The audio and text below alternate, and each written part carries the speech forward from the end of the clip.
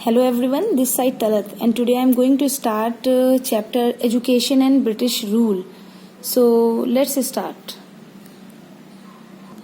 So here it is the chapter Education and British Rule, chapter number 7, History. So in this chapter, before starting the chapter, first I would like to explain that what the chapter is about. The chapter is about how the education system was before the arrival of the British. And how the system got change after the arrival of the British. यानी India में जब British नहीं थे तो किस तरह का education system follow किया जाता था, और इंडिया में ब्रिटिश के आने के बाद क्या क्या चेंजेस हमारे इंडिया की एजुकेशन सिस्टम में आए और क्या चेंजेस ब्रिटिश ने किए. So this is about the chapter education and British rule. Means British rule के टाइम में किस तरह की एजुकेशन इंडिया में स्कूल्स में या किस तरह से टीचर्स प्रोवाइड किया करते थे, दिया करते थे. सबसे पहले जब इंडिया में ब्रिटिश आए तो धीरे धीरे एक एक करके उन्होंने इंडिया की सारी टेरिटरीज को, सारे रिसोर्सेज को अपने कंट्रोल में लेना शुरू कर दिया. अब एक एक करके वो इंडिया की सारी टेरिटरीज को जीत रहे थे और सारे रिसोर्सेज को अपने कंट्रोल में ले रहे थे. तो इस जीत के साथ, इसी कॉन्क्वेस्ट के साथ ब्रिटिश का एक अपना और मिशन था. और वो मिशन क्या था? The mission was to civilize the natives of India. यानी इंडिया के जो नेटिव्स हैं उनको सिविलाइज करना. आपको पता है ब्रिटिश हमें मानते क्या थे? ब्रिटिश मानते थे कि वी द इंडियंस वर इनसिविलाइज्ड. हम इनसिविलाइज्ड लोग थे. हम इनसिविलाइज्ड तब तक रहे जब तक उन्होंने इंडिया में वेस्टर्न एजुकेशन हमें नहीं देनी शुरू कर दी. तब तक उन्हें लगता था कि हम अनसिविलाइज्ड हैं, इसीलिए they wanted to civilize the natives. इसीलिए वो इंडिया के नेटिव्स को सिविलाइज करना चाहते थे. अब उनका ये कहना था कि ये that was the duty of the British to civilize them. British की ये ड्यूटी है कि वो हम इंडियंस को सिविलाइज करें. अब इस तरह के काम के लिए, एजुकेशन के लिए वो जिस तरह के आइडियाज लेकर आए वो इसी थीम के आसपास थी. यानी इंडियंस को सिविलाइज करना और सिविलाइज करके अच्छा बनाना, ये इसी थीम के आसपास उन्होंने एजुकेशन सिस्टम, वो अपना एजुकेशन सिस्टम इंडिया में लेकर आए. Now the thing is which type of education was given in pre British time. यानी प्री ब्रिटिश टाइम में किस तरह की एजुकेशन बच्चों को दी जाती थी, तो किस तरह का एजुकेशन सिस्टम था. किस तरह की एजुकेशन थी? ब्रिटिश के इंडिया में आने से पहले इंडिया के एजुकेशन का जो सिस्टम था that was really very flexible. बहुत फ्लेक्सिबल था. पाठशाला होते थे, मदरसे होते थे. आज की तरह से स्कूल्स नहीं होते थे जहाँ इंग्लिश पढ़ाई जाती हो. सो देयर वर पाठशालास एंड मदरसास, जिसमें कुछ ही टीचर्स होते थे, जो कुछ स्टूडेंट्स होते थे जिन्हें टीचर्स पढ़ाया करते थे. और आपका एक पर्टिकुलर प्रेस्क्राइब बुक्स होती हैं, टेक्स्ट बुक्स होती हैं कि ये बुक क्लास 8 की है, 6 की है, 7 की, लाइकवाइज CBSE है, ICSE है. अलग अलग बोर्ड हैं, पर इनकी कोई भी प्रेस्क्राइब टेक्स्ट बुक्स नहीं होती थी. जितनी भी पढ़ाई कराई जाती थी वो सारी ओरली कराई जाती थी. और जनरली ये टीचर के घर पर ही बच्चों को, स्टूडेंट्स को भेजा जाता था और वहीं टीचर के घर में बच्चे पढ़ा करते थे. कोई फिक्स्ड करिकुलम नहीं था. और टीचर को टीचर जो समझता था कि ये अच्छा है, टीचर वही अपने स्टूडेंट्स को पढ़ाता था. और जो सब्जेक्ट्स पढ़ाए जाते थे, दो subjects were Sanskrit, Persian and mathematics. ये पॉपुलर सब्जेक्ट थे जो टीचर्स पढ़ाना पसंद करते थे. But the subjects which were not taught, जो नहीं पढ़ाए जाते थे, those were science and geography. Science and geography बिल्कुल नहीं पढ़ाए जाते थे. एग्जामिनेशन का तो कोई सिस्टम ही नहीं था. अभी आपका एग्जामिनेशन का सिस्टम है, लाइक आप पूरा फॉलो करते हैं कि 1 साल है, करिकुलम आप फॉलो करते हैं कि 1 साल है, इतने चैप्टर्स हैं, इतने एग्जाम्स हैं, PTs हैं, हाफ ईयरली, एनुअल है. इस तरह का कोई सिस्टम भी उस टाइम पर नहीं होता था. आज की डेट में टीचर को कोई फ्रीडम नहीं है कि अपनी मर्जी से पढ़ा सके. ये पढ़ाना है, इतने दिनों में आपको फिनिश करना है, ये 1 ईयर का सिलेबस है, PT से पहले खत्म करना है. लेकिन उस टाइम पर टीचर को बहुत फ्रीडम थी. उतनी फ्रीडम थी जो आज की टीचर्स के पास इतनी फ्रीडम नहीं है. टीचर जो चाहे कर सकता था. सो दिस वॉज अबाउट, अभी आप देखें लिखा हुआ है, compare the system of education prevalent in pre British time with that of today. तो आज के टाइम में आपको बड़े सारे डिफरेंसेस मिलेंगे. जो आज टीचर्स पढ़ा रही हैं, कर रही हैं, वो पहले के जो टीचर्स कर रहे थे उससे काफी अलग है. Now next topic is the orientalist. The orientalist को पढ़ने से पहले मैं बताऊंगी आपको कि अभी मैं आपको जो दूसरा पढ़ाऊंगी, here it is written the Anglicist, ये दोनों एक दूसरे के ऑपोजिट हैं, कंट्रास्ट है बिल्कुल. 1783 में sir William Jones, he was a linguist. Linguist उसको कहते हैं जो 2 या 2 से ज्यादा लैंग्वेजेस को जानता हो, बोल सकता हो, लिख सकता हो।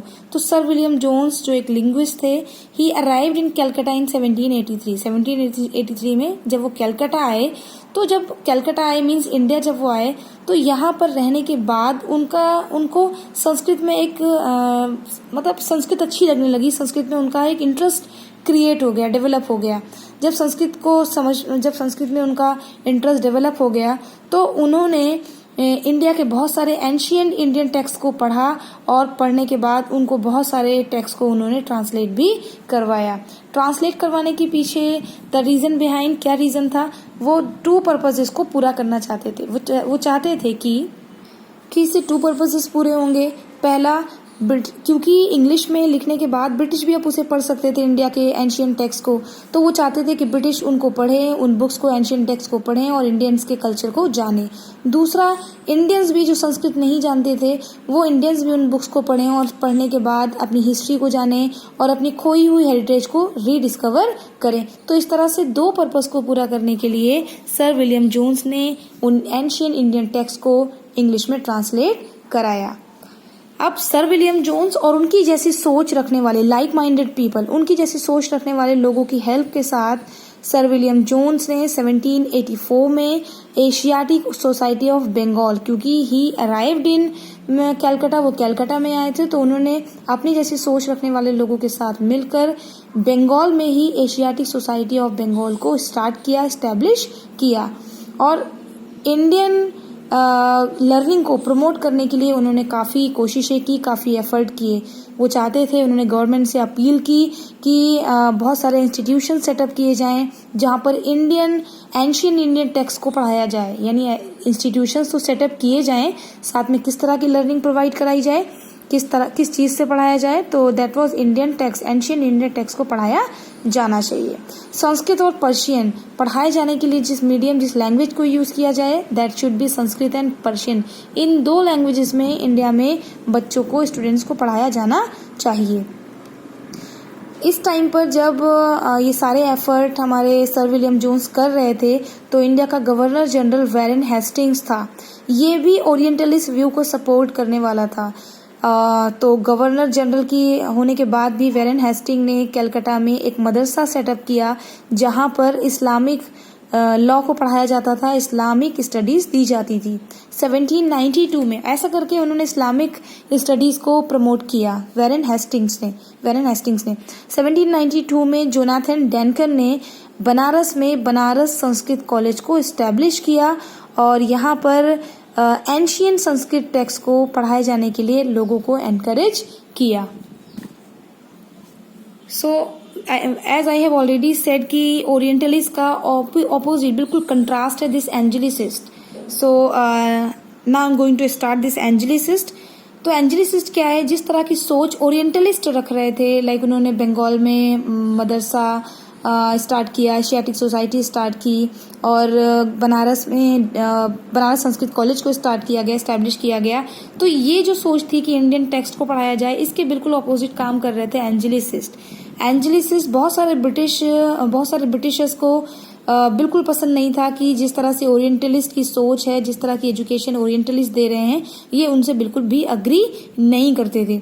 अब ये जो एंजेलिसिस्ट को सपोर्ट करने वाले जो लोग थे, जिस तरह के सोच रखने वाले लोग थे, उनका मानना था कि इंडियन लर्निंग जो है ये अनसाइंटिफिक है, जिसमें साइंस का कोई लेना देना नहीं है, बल्कि ये सुपरस्टिशंस यानी अंधविश्वास को सपोर्ट करने वाली पढ़ाई है।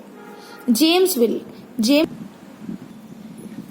विल की भी सोच इस तरह की थी कि ऐसी एजुकेशन बच्चों को प्रोवाइड कराई जानी चाहिए जो प्रैक्टिकल हो और जिसकी ज़रूरत हो। अब इन्हें लगने लगा, एंजेलिसिस्ट को ये लगने लगा, उन्हें फील हो रहा था कि इंडियंस को एक ऐसी एजुकेशन दी जानी चाहिए जो वेस्टर्न लर्निंग हो, यानी वेस्टर्न लर्निंग इंडियंस को दी जानी चाहिए। और उनकी इस सोच को लॉर्ड थॉमस मैकॉले ने भी सपोर्ट किया। यानी जो एंजेलिसिस्ट जो लोग थे, जिस तरह की सोच थी कि वेस्टर्न एजुकेशन दी जानी चाहिए, इसको लॉर्ड थॉमस मैकॉले ने भी सपोर्ट किया। उनका मानना था कि जो ओरिएंटल लर्निंग है, जो ओरिएंटलिस्ट हैं, जो सोच रहे हैं ओरिएंटल लर्निंग के बारे में, ये यूरोपियन लर्निंग के सामने पूरी तरह से इन्फीरियर है, कम्प्लीटली इन्फीरियर है इंडियन एजुकेशन वेस्टर्न लर्निंग के सामने, यूरोपियन लर्निंग के सामने। इसलिए इंडियंस को वेस्टर्न लर्निंग प्रोवाइड कराई जानी चाहिए, वेस्टर्न लर्निंग दी जानी चाहिए and through the medium of English, यानी उसमें भी जो तरीका हो, जो लैंग्वेज जिसमें प्रोवाइड जिस लैंग्वेज में पढ़ाया जाए बच्चों को, that should be English. That was the best option in India.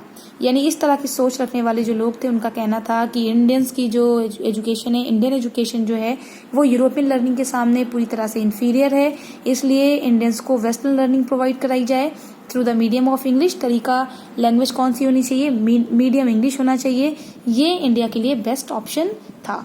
And now next is promotion of education. तो वेस्टर्न लर्निंग को प्रमोट करने के लिए उन्होंने किस तरह के एफर्ट किए और क्या क्या उन्होंने करना स्टार्ट किया। So about rest of the chapter I would explain or start in next video, and till then do keep watching this video and try to understand the content of the chapter if you have missed the class or if you will miss the class. So till then take care and bye bye.